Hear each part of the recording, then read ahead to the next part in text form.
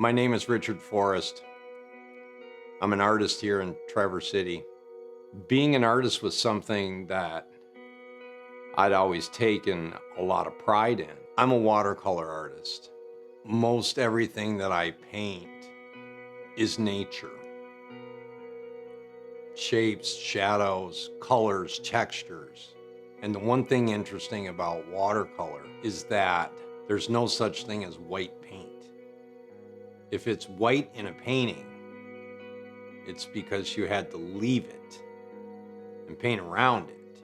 Everything that you come around and don't paint forms the shape of the flower or your subject, but you have to leave it. And I'm kind of reminded that in the busyness of this life and work and schedules and relationships, I have to leave something open. Just like I need to leave open a part of my watercolor to let the purity of the paper show. I need to leave my heart open for God to shape everything around me and build in all the colors. And what forms out of that is the image of His Son in me.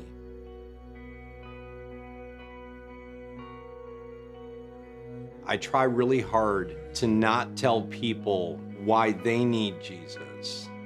What I try to tell people is what He's done for me. This is who I was. This is who I am, and how He has brought purpose and meaning and hope and joy and life to my soul. It's made me alive, and it's changed everything.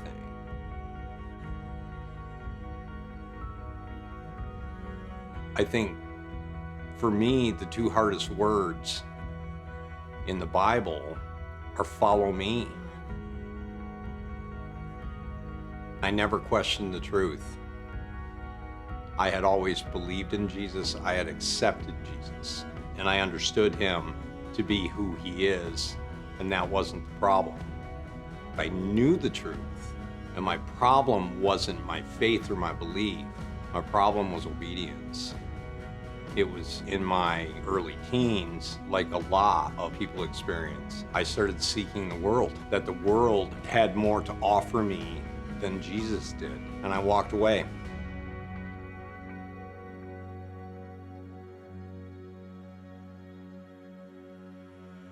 And so in walking away and seeking the world, I was living in conflict in my heart.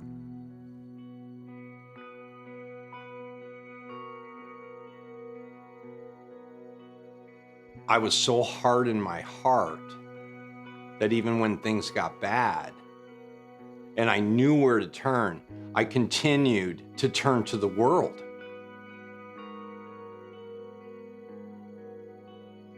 I had always known that I was made to be in a relationship with the Lord, but I was so rebellious against it. I had lived such a reckless life that it was costing me. It was costing my peace. It was costing my joy. But more than that, it had begun to cost me relationships with my family. I didn't talk to them for years. My life had become such a wreck.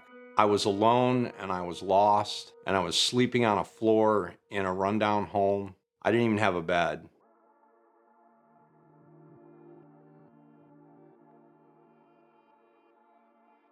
So I had gotten to a point in my life that all of my really poor decisions were catching up with me, and my life continued to get worse, and everything that I tried wasn't working. The relationships that I had was a wreck. My finances were a wreck, and I knew that I needed a change. There's a lot of people like me, they don't recognize a need for Jesus. It's not usually until you suffer that you realize I need help, and the help isn't going to come from this world. The world has nothing to offer you, and actually, in my opinion, not only does the world have nothing to offer you, but it actually takes from you. I was blaming the world for all my problems. My struggle wasn't with the world. My struggle was against God. And all I had to do was accept his love. And God spoke to me so clearly in that time. And he said, Richard, I love you, and I have more for you. He wanted more for me than I wanted for myself.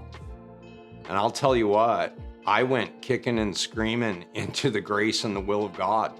And when I finally surrendered to follow me, I knew a peace and a presence and a joy that I had never known in my life. And I just sat there and wept. And since that moment, everything that I've needed in my heart, not of this world, but the things that I needed for my heart and my soul, he just filled. And it's possibly the first time in my life that I ever felt whole. Everything that I had been doing with my art took on a brand new perspective. God's restoration and renewal of my heart has turned that from a prideful moment into a humble moment. All the praises and the accolades just seem shallow. And now, in my art, I'm a reflection of him. In the beginning, God created. He's a creative God, and we're made in his image. He gave me that gift to be creative. Every stroke of the brush, every drawing, the images that I see God in all of it. And I have to give him credit for what he's done through me. One passage of scripture just became so clear. Jesus said, very simple words, I am the way, the truth, and the life. There is no other way. He is the way. We are just deceiving ourselves, lying to ourselves, if we think there is another way through this life without Jesus. Well, the way leads to the truth, not a truth, not truths. The way leads to the truth. And in a world that is so full of lies, to know that there is someone there, Jesus is the truth. I think a lot of people, especially in times of trouble, even to the point of suffering, look really hard in a lot of different places. There's nothing in this world that will fill your heart, make you complete, and make you whole as there is in serving the Lord. Nothing compares. I was a wreck. I was hostile to people, and I wasn't kind. And God was so good to me. He would send people in my life. In spite of my behavior and my disposition and attitude, they loved me anyways. And that has completely changed my perspective on how I see other people. And maybe they're having a bad day, or maybe they just lost their job or a relationship. I don't know. But what I do know is that God has called me to love the unlovely with him. One of my favorite passages is that he who has been forgiven much loves much. And I look back at what I've been forgiven of, I couldn't possibly love him more. He tells us very simply, if you knock, he will answer, and he will. It doesn't matter where you are in life. It does not matter where you've been. He doesn't care. He just wants in. And all you have to do is just open your heart. Everything that he's promised and everything that he says that he is and everything he says he will do for you in that moment. He will ease your pain. He'll restore you. He'll give you hope when things seem hopeless. My name is Richard Forrest, and this is my testimony.